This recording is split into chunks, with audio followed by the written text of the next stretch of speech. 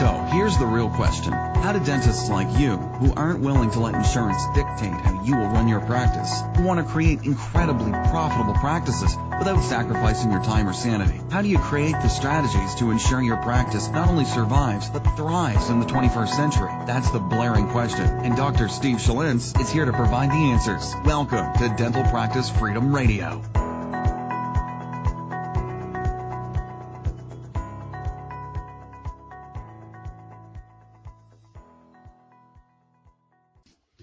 What is up, everybody? This is Dr. Steve Schalintz, and I want to welcome you back to another episode of Dental Practice Freedom Radio.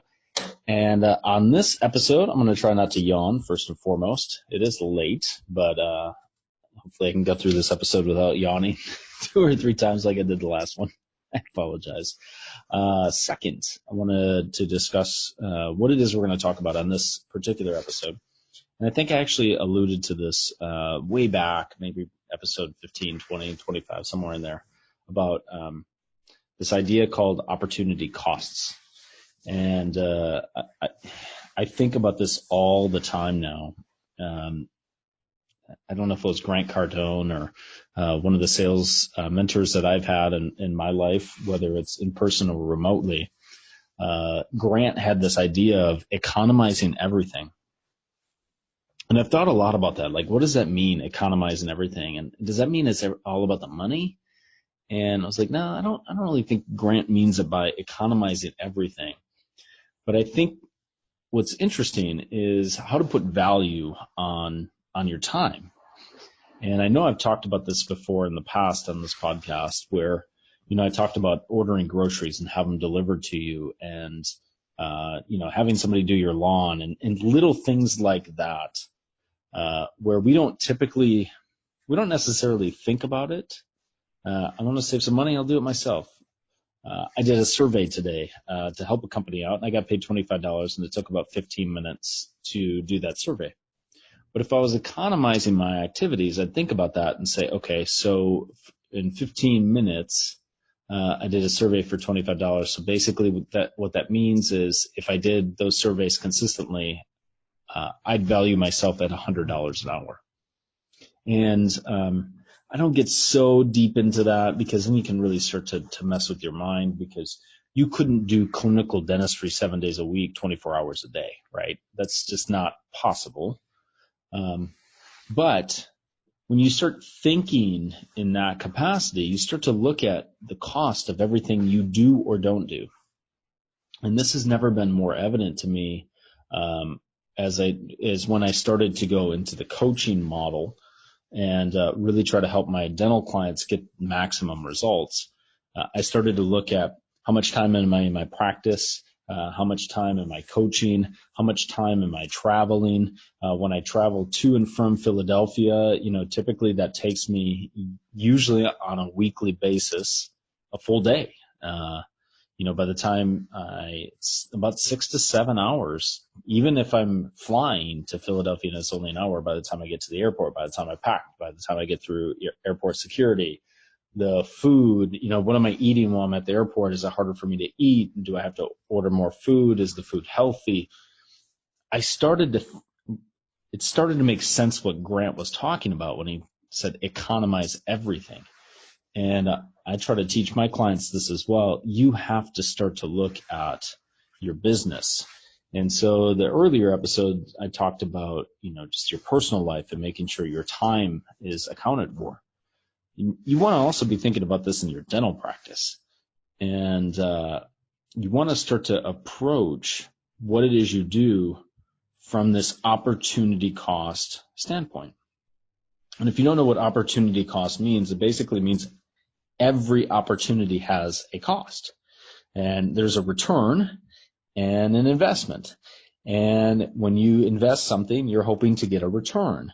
And the opportunity cost is what are all the other things you could be doing with the same time or same money. So if you have a coaching business, for example, let's make it a little bit easier to understand. Let's say you have a dental practice. Right. The opportunity cost of getting a dental practice is not necessarily the cost of the practice.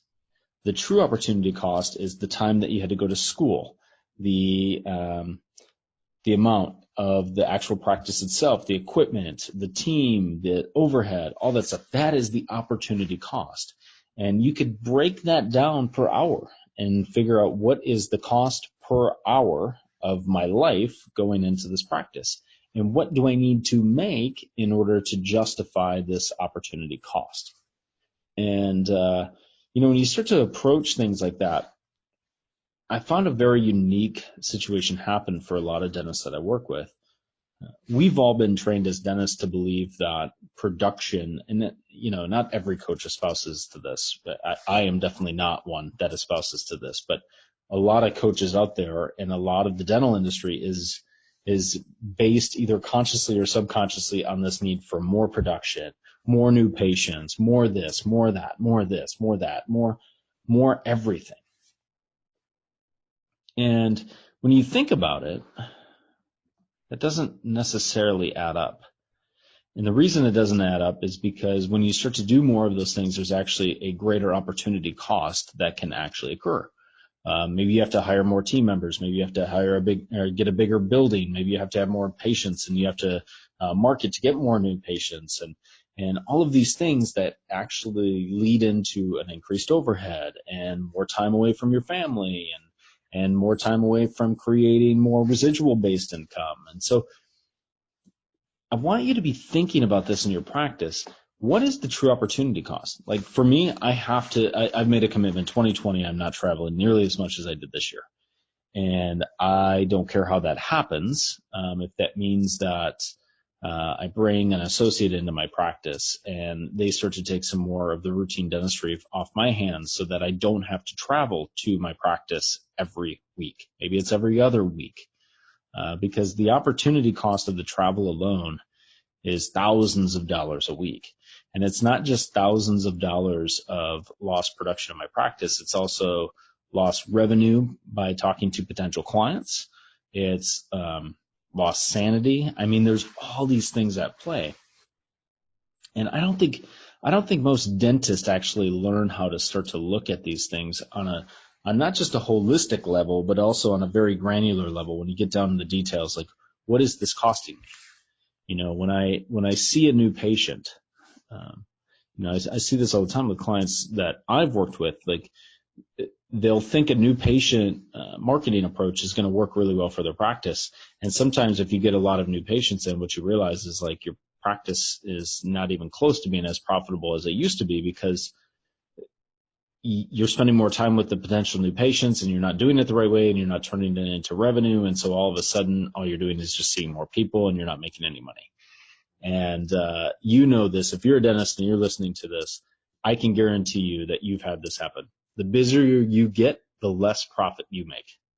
That is an unequivocal truth. If you're running around from room to room thinking that you're going to be productive and the office is going to be in great shape because you're running from room to room, I'm here to tell you that does not work very well. In fact, that is the complete opposite of what you want to do. My most productive days are where I'm spending time with only one or two patients at a time. And we're really getting to like high level stuff. My profitability goes up, my opportunity cost. I'm incredibly on the right side when I do that. My team enjoys it a lot more. I enjoy it a lot more. I'm a lot happier as a human being.